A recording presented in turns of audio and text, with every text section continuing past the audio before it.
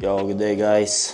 Meron tayo ulit na isang motor dito, bagong pasyente natin. So for today's video, kakabitan natin ng full exhaust itong 2007 R6, the legendary R6. Kakabitan natin siya ng full exhaust, isang MIV. Okay, straight na straight. Sobrang ingay na ito. Butas.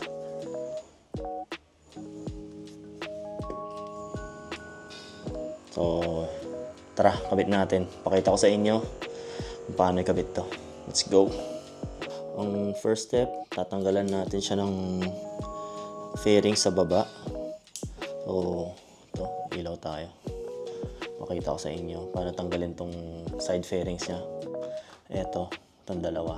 Kailangan natin tanggalin to. At itong sa ilalim. So, ito, yung mga tornilyo. Isa, dalawa, tatlo, apat. Tapos meron sa likod. Ayan. Itong sa baba. Tapos, yung dito sa likod ng stand. Ito. Tapos meron ulit dito sa gitna.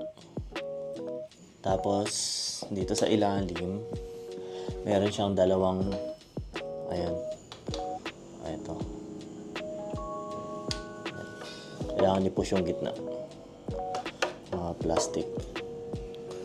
Ayan. Meron pang isa dito sa kabila. Ayan. Tapos meron din ganun dito sa loob. Ito. Ayan, kita ba? Okay. Tapos, same dito sa kabilang side. Ayan. Isang push dito. Tapos, itong dalawa. Tapos, dito. Ito. At sa loob. Ayan. Yung push nga pala sa loob. Sa ilalim. At dito. So, tanggalin muna natin yung side at under fairings niya para masimulan natin.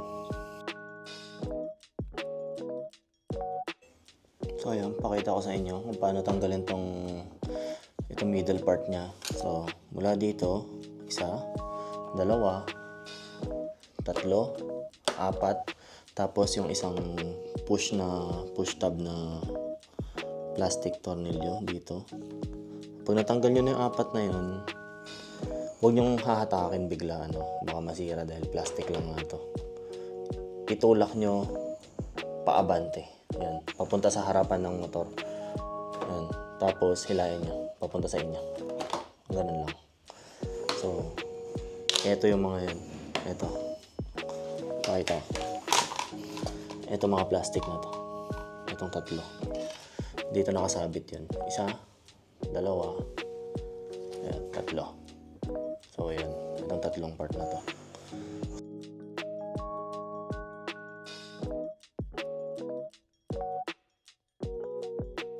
Pagka natanggal na natin yung lahat ng tornilyo, etong signal light niya, kailangan i-unplug nyo din dito.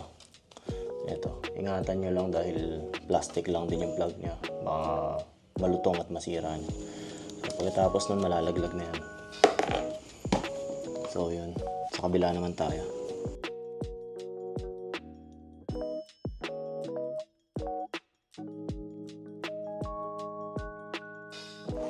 Okay.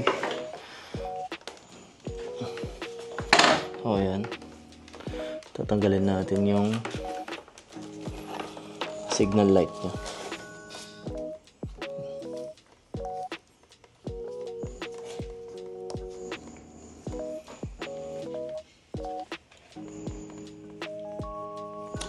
Okay. Perfect.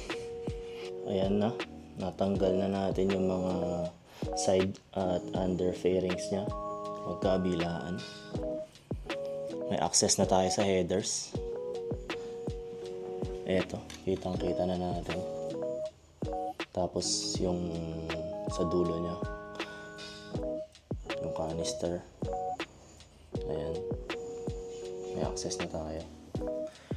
So, sound check muna natin yung stock para meron tayong before and after.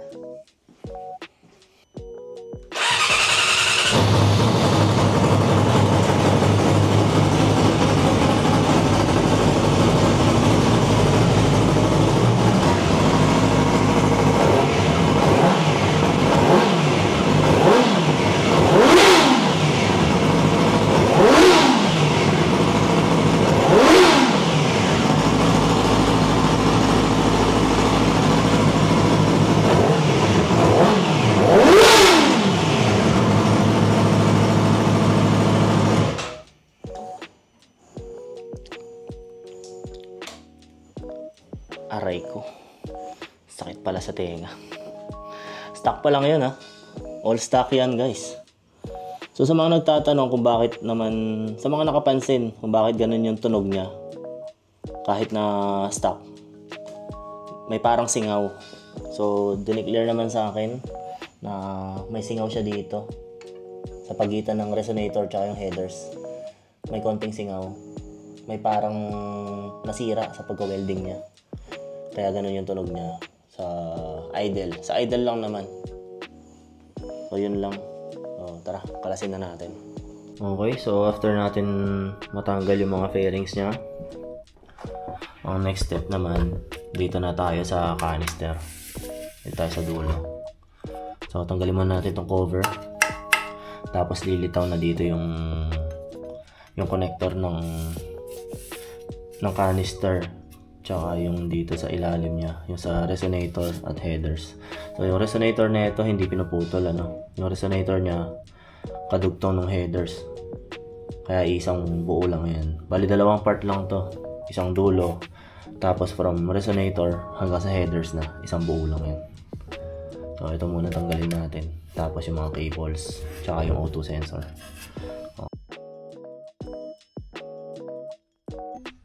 So yun, tatanggal na natin yung cover niya. Ito yung tatlong tornilyo. Tapos ito yung lock niya sa gitna, yung connector ng canister, tsaka dito sa resonator. Tapos yung nag-iisang bolt dito sa rear set, tatanggalin niyo yan. Tapos gagalaw na yan, pwede na siyang tanggalin. Pero meron yung cable. Bago nyo tanggalin, kailangan luwagan nyo itong cable. Pakita ko sa inyo. So, meron siyang dalawang nut. Tapos dito, pag inikot niya yan, luluwag. Tatanggalin na natin yan. Yan. So, may dalawa siyang bilog na yan. Ito. Ito ang dalawang to. Isa, dalawa. Yan. Tara. Luwagan natin para matanggal na natin yung canister.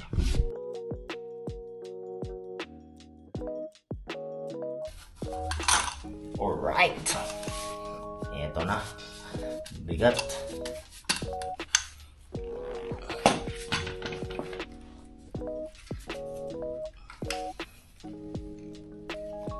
So ito tatanggalin din natin mamaya. Hindi na natin kailangan to. So next step, tatanggalin naman natin itong O2 sensor. Tapos dito na tayo sa headers. Okay, so after na matanggal yan dito, dito naman tayo sa headers. Yan, pakita ko sa inyo.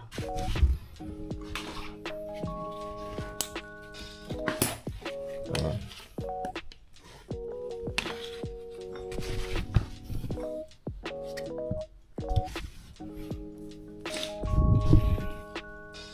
So, ito yung mga nuts niya. Isa, dalawa, tatlo. Kita nyo ba? Ayan. Yung tatanggalin natin. 4 na headers yan. So, tagda dalawa. Ayan, sa dalawa. 3, 4, 5, 6, 8. Tagda dalawa kada headers niya. Tatanggalin natin lahat yan. Sana matanggal na maayos dahil 2007 pa to. Siguro napakatigas ng mga to. Good luck. Medyo napalaban tayo. Titigas ng mga bolts. Ano yan? Yung mga nuts. Tigas ng mga nuts. tigas ng nuts ng headers. Ayan. Naluwagan ko na siya lahat. So ngayon, tinutuluyan na lang natin. So meron kayong isa pang tatanggalin dito. Etong tornilyong to. Tornilyo siya ng radiator. Ito sa gitna. Ayan, kita niyo ba? Ayan, ito. Itong gitna to. Ayan, may tornilyo siya. Size 10. So kailangan nyo siyang tanggalin dahil nga istorbo. Hindi nyo makakuha hindi nyo maipasok yung tool nyo. Hindi nyo maipasok dahil tumatama dun sa tornilyo. Hindi nyo maabot yung nut na to. Ayan, ito. Hindi nyo maabot yan dahil nga dun sa tornilyo. So tinanggal ko muna siya. So ngayon, naluwagan na natin lahat ng 8. Wala naman nasira. Kahit na since 2007 pa hindi nakakalas to. Ayan. Tanggalin na natin tong header para makikabit na natin yung bago. Yan. Pag natanggal nyo na lahat ng nuts dito sa 4 na headers, ito na lang natitira. Itong Allen key na to. Ayan. Magkabilaan yan. So, pag natanggal nyo yan, babagsak na. So, yan. Tanggalin natin. Kabilaan.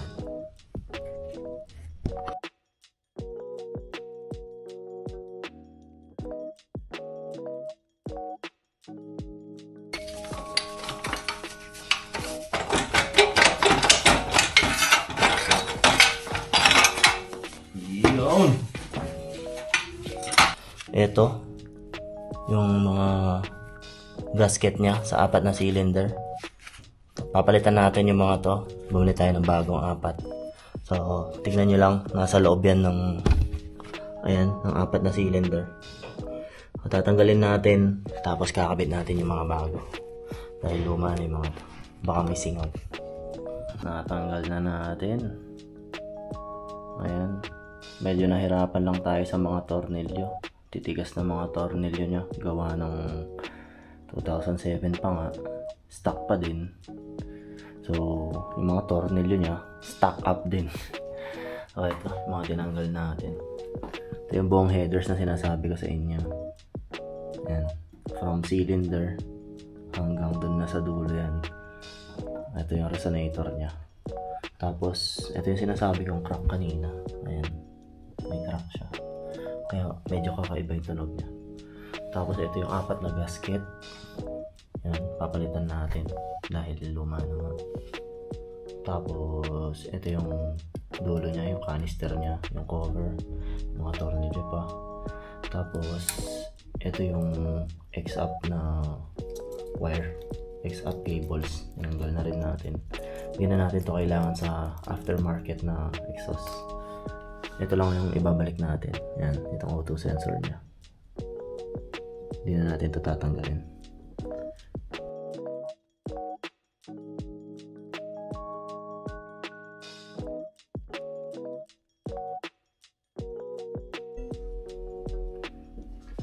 Alright, nakakabit na natin. Ang linis. Ayan. Hindi ko pa nilock yung canister nya. Ayan. Tanggalin muna natin. Madali lang ikabit to. So ayan, yung buong headers straight. So auto sensor binalik natin. Okay. So sound check muna natin. The moment of truth.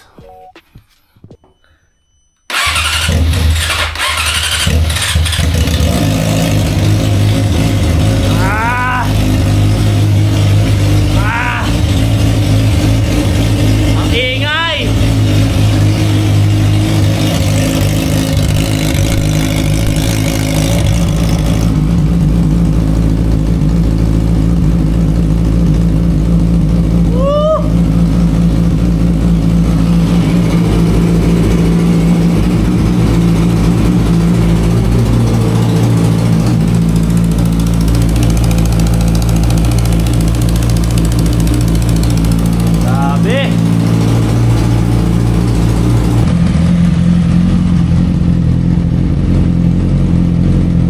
lang natin ng konti.